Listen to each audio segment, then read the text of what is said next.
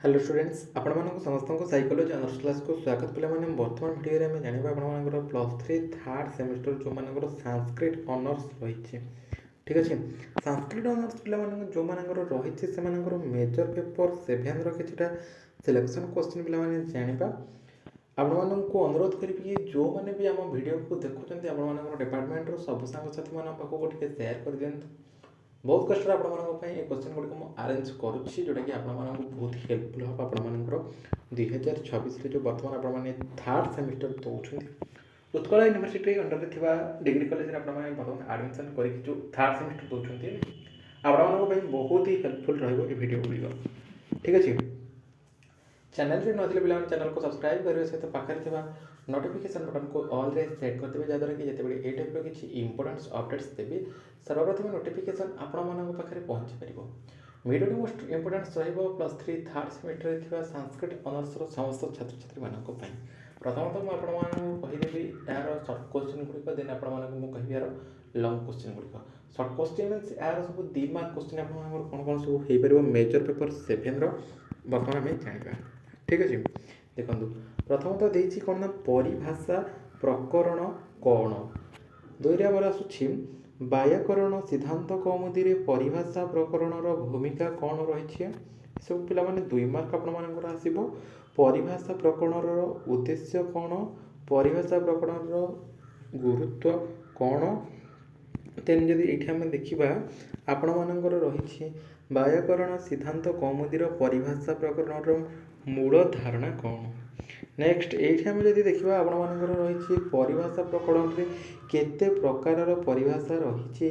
दुईरे आमर आसूँ परिभाषा प्रकरणर उद्देश्य कौन, 3 दूसरी आमर कौन ना परिभाषा प्रकरणर गुरुत्व कौन। ये सब पे आपर कौन ना सर्ट क्वेश्चन गुड़िक बुझे ना, सर्ट क्वेश्चन माने 2 मार्क प्रश्न गुड़िक है major paper 7 Sanskrit honours बुझीगला।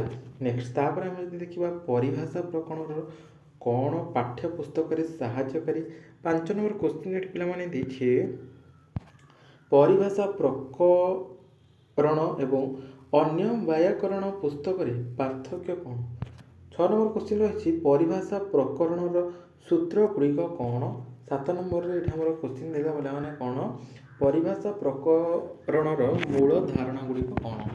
8 number से आपंकर परिभाषा प्रकरणर कौन संपूर्ण व्याकरण बुझे साहाय्यकारी। तापर आउ जब आम कि देखा ये आपर सर्ट क्वेश्चन रब लक्षण कौन, कब प्रयोजन कौन, कब हेतु कौन, कबर विभिन्न प्रकार माने प्रकार गुड़िक लेख है ये आपर आसो तार लक्षण प्रवचन हेतु संपर्क कौन रही। साहित्य दर्पण में कब हेतुर उद्देश्य कौन।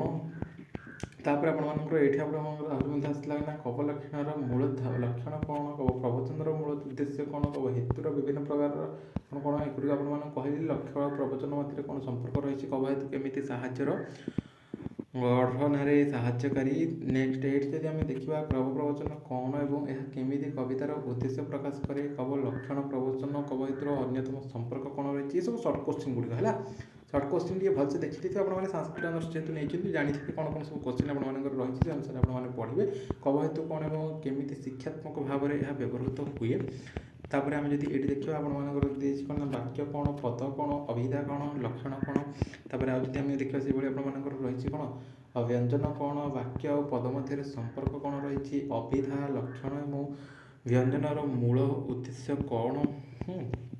ये भाव आसो हरी क्वेश्चन गुड़िक वाक्य केमी गढ़ा जाए सब मेजर पेपर 7 संस्कृत ऑनर्स आसो है।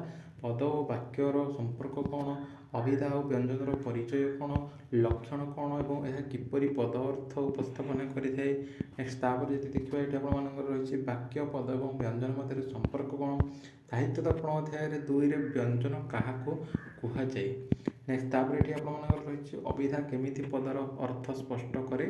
8 नंबर क्वेश्चन पे वाक्य गठन लक्षण और व्यंजन किपरि साहाय्य करे। से आपर ये रही अनुप्रास कौन, जमज कौन, श्लेष्या कौन, तापर आपर रही उपमा कौन, तापर रूपक कौन, उपेक्षा, भ्रांतिमान, निदर्शन, अर्थांता ଅର୍ଥାନ୍ତରା ନ୍ୟାସ ହେଲା। ଅର୍ଥାନ୍ତରା ନ୍ୟାସ କ'ଣ, ଅପ୍ରସ୍ତୁତ ପ୍ରଶଂସା କ'ଣ, ନେକ୍ସଟ ଏଇଠି ଅପନତି କ'ଣ, ବ୍ୟତିରେକେ କ'ଣ, ତାପରେ ଆପଣମାନଙ୍କର ଆସିଗଲା ବିଭାବନା କ'ଣ। ଏଇଟା ଆପଣମାନେ ପଢ଼ୁଥିବେ ନିହାତି ଭାବରେ ଜାଣିପାରୁଥିବେ ସର୍ଟ କୋଶ୍ଚିନ୍ ଗୁଡ଼ିକ ପିଲାମାନେ ହେଲା। ଯେହେତୁ ମେଜର ପେପର 7ରେ ଆପଣମାନଙ୍କର ରହିଛି ଏବଂ ଆପଣମାନେ ସଂସ୍କୃତ ଅନର୍ସର ଛାତ୍ରଛାତ୍ରୀ ଅଟନ୍ତି, ତେଣୁକରି ଆପଣମାନେ ଏହି କୋଶ୍ଚିନ୍ ଗୁଡ଼ିକ ନିହାତି ଭାବରେ ଜାଣିପାରୁଥିବେ। ଆଉ ଯଦି ଦେଖିବା ଏଠି ଆପଣମାନଙ୍କର ରହିଛି ବିଶକ୍ତି କ'ଣ, ସମାଶକ୍ତି କ'ଣ, ସ୍ୱଭାବୋକ୍ତି କ'ଣ। ତାପରେ ଆପଣମାନଙ୍କର ଏଇଭଳି ଭାବରେ ଆପଣମାନଙ୍କର ସବୁ କୋଶ୍ଚିନ୍ ରହିଛି। ଏଠି ଯଦି ଆମେ ଦେଖିବା ପରିଭାଷା ପ୍ରକରଣର ବିଭିନ୍ନ ପ୍ରକାରର ପରିଭାଷା କ'ଣ। ତାପରେ ଆପଣମାନଙ୍କର ଆସିଗଲା ବ୍ୟାକରଣ ସିଦ୍ଧାନ୍ତ କୌମୁଦୀର ପରିଭାଷା ପ୍ରକରଣର ଗଠନ କିପରି। ତାପରେ ଆପଣମାନଙ୍କର ଏଇଠି ରହିଛି ପରିଭାଷା ପ୍ରକରଣର ସୂତ୍ର ଗୁଡ଼ିକ କ'ଣ କ'ଣ କେମିତି ବ୍ୟବହୃତ ହୁଏ। ସବୁ 5 ମାର୍କ ଆଉ 8 ମାର୍କରେ ଆପଣମାନଙ୍କର ମାନେ ଲଙ୍ଗ କୋଶ୍ଚିନ୍ରେ ପିଲାମାନେ ଆସିବ ହେରି ହେଲା। ତାପରେ ଆଉ ଏଇଠି ରହିଛି ପରିଭାଷା ପ୍ରକରଣର କେମିତି ବିଭାଷା ଶିକ୍ଷା ଏବଂ ସାହିତ୍ୟ ଉପଯୋଗରେ ମଦତକାରୀ। ବ୍ୟାକରଣ ସିଦ୍ଧାନ୍ତ କୌମୁଦୀର ପରିଭାଷା ପ୍ରକରଣ ଏବଂ ଅନ୍ୟ ବ୍ୟାକରଣ ପୁସ୍ତକ ମଧ୍ୟରେ ପାର୍ଥକ୍ୟ କ'ଣ ରହିଛି। 6 ନମ୍ବର କୋଶ୍ଚିନ୍ ଏଠି ଆମେ ଯଦି ଦେଖିବା ଏଠି ଆପଣମାନଙ୍କର ରହିଛି ପରିଭାଷା ପ୍ରକରଣର ମୂଳ ଧାରଣା ଗୁଡ଼ିକର ଅଭିନବତା କ'ଣ। ନେକ୍ସଟ ହେଉଛି ପରିଭାଷା ପ୍ରକରଣରେ ଅନ୍ୟ କ'ଣ କ'ଣ ବିଶେଷ ଧାରଣା ରହିଛି ହେଲା। ଏସବୁ ଆପଣମାନଙ୍କର 7-8 ମାର୍କ ଏବଂ ଆପଣମାନଙ୍କର 5 ମାର୍କରେ ଆସିବ, ମାନେ ଲଙ୍ଗ କୋଶ୍ଚିନ୍ରେ ଆପଣମାନଙ୍କର ଆସିଯିବ। ସେଭଳି ଆମେ ଯଦି ଦେଖିବା ଆପଣମାନଙ୍କର ଏଠି ଆହୁରି ଗୁଡ଼ିଏ କୋଶ୍ଚିନ୍ ରହିଛି। ବ୍ୟାକରଣ ସିଦ୍ଧାନ୍ତ କୌମୁଦୀର ପରିଭାଷା ପ୍ରକରଣର ବିଷୟରେ ବିସ୍ତୃତ ବ୍ୟାଖ୍ୟା କର। ପରିଭାଷା ପ୍ରକରଣର ଉଦ୍ଦେଶ୍ୟ ଗୁରୁତ୍ୱ ଏବଂ ମୂଳ ଧାରଣା ବିଷୟରେ ବିସ୍ତୃତ ଆଲୋଚନା କର। 3 ନମ୍ବର କୋଶ୍ଚିନ୍ ଆପଣମାନଙ୍କର ଏଠି ଦେଇଛି ବ୍ୟାକରଣ ସିଦ୍ଧାନ୍ତ କୌମୁଦୀର ପରିଭାଷା ପ୍ରକରଣର ଶିକ୍ଷାତ୍ମକ ଏବଂ ସାହିତ୍ୟିକ ପ୍ରଭାବ ବିଷୟରେ ବିସ୍ତୃତ ଭାବରେ ବ୍ୟାଖ୍ୟା କର। ତାପରେ ଏଠି ଆପଣମାନଙ୍କର ଦେଇଦେଲା କବ ଲକ୍ଷଣ, କବ ପ୍ରବଚନ, କବ ହେତୁ ବିଷୟରେ ବିସ୍ତୃତ ବ୍ୟାଖ୍ୟା କର। ତାପରେ ସାହିତ୍ୟ ଦର୍ପଣ ଅଧ୍ୟାୟ 1ର କବ ଲକ୍ଷଣ, କବ ପ୍ରବଚନ ଏବଂ କବ ହେତୁର ଗୁରୁତ୍ୱ ବିଷୟରେ ବିସ୍ତୃତ ଭାବରେ ଆଲୋଚନା କର। 3 ନମ୍ବର କୋଶ୍ଚିନ୍ ଏଠି ଆପଣମାନଙ୍କର ଦେଲା କବ ହେତୁର ସାହିତ୍ୟିକ ଏବଂ ଶିକ୍ଷାତ୍ମକ ପ୍ରଭାବ ବିଷୟରେ ବିସ୍ତୃତ ଭାବରେ ବ୍ୟାଖ୍ୟା କର। ଏସବୁ ଲଙ୍ଗ କୋଶ୍ଚିନ୍ ଗୁଡ଼ିକ ହେଲା ମେଜର ପେପର 7ରେ ଆପଣମାନଙ୍କର। କବ ଲକ୍ଷଣ ପ୍ରବଚନ ଏସବୁ ଆପଣମାନଙ୍କୁ କହିଲି।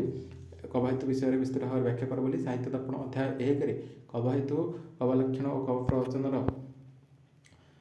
ଗୁରୁତ୍ୱ ବିଷୟରେ ଆଲୋଚନା କର। କବ ହେତୁ, କବ ଲକ୍ଷଣ ଓ କବ ପ୍ରବଚନର ସାହିତ୍ୟିକ ଏବଂ ଶିକ୍ଷାତ୍ମକ ପ୍ରଭାବ ବିଷୟରେ ବିସ୍ତୃତ ଭାବରେ ବ୍ୟାଖ୍ୟା କର କହିଲି।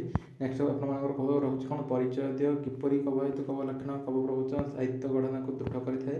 କବ ହେତୁର ଭୂମିକା କିପରି କବିତା ଶିକ୍ଷା ଓ ଦର୍ଶନରେ ପ୍ରଭାବିତ ହୋଇଥାଏ ହେଲା। ତାପରେ ଆପଣମାନଙ୍କର ଏଠି ରହିଯାଇଛି କ'ଣ ନା ବିସ୍ତୃତ ଭାବରେ ବ୍ୟାଖ୍ୟା କର ବାକ୍ୟ ପଦ ଅଭିଧା ଲକ୍ଷଣ ଏବଂ ବ୍ୟଞ୍ଜନ। ସାହିତ୍ୟ ଦର୍ପଣ ଅଧ୍ୟାୟ 2ର ବାକ୍ୟ ପଦ ଅଭିଧା ଲକ୍ଷଣ ଏବଂ ବ୍ୟଞ୍ଜନର ଗୁରୁତ୍ୱ ବିଷୟରେ ଆଲୋଚନା କର।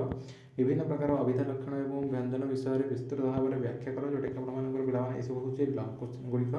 ଆପଣମାନଙ୍କର 8 ମାର୍କ ଏବଂ 5 ମାର୍କରେ ଏସବୁ କୋଶ୍ଚିନ୍ ଗୁଡ଼ିକ ନିହାତି ଭାବରେ ଆସିବ, ତେଣୁକରି ଟିକେ ପଢ଼ାପଢ଼ି କରିଦେଇଥିବେ। ଯେହେତୁ ଆପଣମାନେ ସଂସ୍କୃତ ଅନର୍ସର ଛାତ୍ରଛାତ୍ରୀ ଅଟନ୍ତି, ତେଣୁକରି ଏ କୋଶ୍ଚିନ୍ ଗୁଡ଼ିକ ନିହାତି ଭାବରେ ଆପଣମାନେ ଜାଣିପାରୁଥିବେ। ବାକ୍ୟ ଓ ପଦର ସମ୍ପର୍କ ଏବଂ ଏହା ସାହିତ୍ୟର ଗଠନରେ କିପରି ସାହାଯ୍ୟ କରେ ଏହା ବ୍ୟାଖ୍ୟା କର। ଏହି ମଧ୍ୟ ଆପଣମାନଙ୍କର କୋଶ୍ଚିନ୍ ଆସିବ ହେରି। ଏଠି ଆପଣମାନଙ୍କର ଏସବୁ କହିଲି ହେଲା ବାକ୍ୟ ଅଭିଧା। ନେକ୍ସଟ ଏଗୁଡ଼ିକ ମଧ୍ୟ ଆପଣମାନେ ଜାଣିଲେ। ଏଠି ଆପଣମାନଙ୍କର ଆଉ କିଛିଟା କୋଶ୍ଚିନ୍ ରହିଛି, ଯେମିତିକି ବାକ୍ୟ ପଦର ସମ୍ପର୍କ ଏବଂ ସାହିତ୍ୟର ଗଠନରେ କିପରି ସାହାଯ୍ୟ କରିପାରିବ। ଏଇଟା ଆପଣମାନେ ଦେଖନ୍ତୁ କିପରି ବ୍ୟଞ୍ଜନ ଏବଂ ଲକ୍ଷଣ ପଦ ଏବଂ ବାକ୍ୟର ଅର୍ଥକୁ ସ୍ପଷ୍ଟ କରିବାରେ ସାହାଯ୍ୟ କରେ ଏହା ବ୍ୟାଖ୍ୟା କର। ତାପରେ ଏଠି ଆପଣମାନେ ଦେଖିଦିଅନ୍ତୁ କ'ଣ, ସାହିତ୍ୟ ଦର୍ପଣର ଅଳଙ୍କାର ବିଷୟରେ ବିସ୍ତୃତ ଭାବରେ ବ୍ୟାଖ୍ୟା କର। ଅନୁପ୍ରାସ, ଯମଜ, ଶ୍ଳେଷା, ଉପମା, ରୂପକ, ଉପେଶା, ଭ୍ରାନ୍ତିମାନ ନିଦର୍ଶନ। ତାପରେ ଏଠି ଆପଣମାନଙ୍କର ରହିଛି ଅର୍ଥନ୍ତାରା ନ୍ୟାସ ଓ ଅପ୍ରସ୍ତୁତ ପ୍ରଶଂସାର ସାହିତ୍ୟିକ ଗୁରୁତ୍ୱ ବିଷୟରେ ଆଲୋଚନା କର। ନେକ୍ସଟ ଏଠି ଆପଣମାନଙ୍କୁ ଦେଇଦେଇଛି ଅପନତି, ବ୍ୟତିରେକ, ବିଭାବନା, ବିଶେଷୋକ୍ତି, ସମାସକ୍ତି ଏବଂ ସ୍ୱଭାବୋକ୍ତି କ'ଣ, ଏଭଳି ଭାବରେ କୋଶ୍ଚିନ୍ ଆସିବ ହେରି। ସାହିତ୍ୟ ଦର୍ପଣର ଅଳଙ୍କାର ବିଷୟରେ ବିସ୍ତୃତ ଭାବରେ ଆଲୋଚନା କର। ଏଗୁଡ଼ିକ ଆପଣମାନେ ମଧ୍ୟ ଜାଣିଲେ।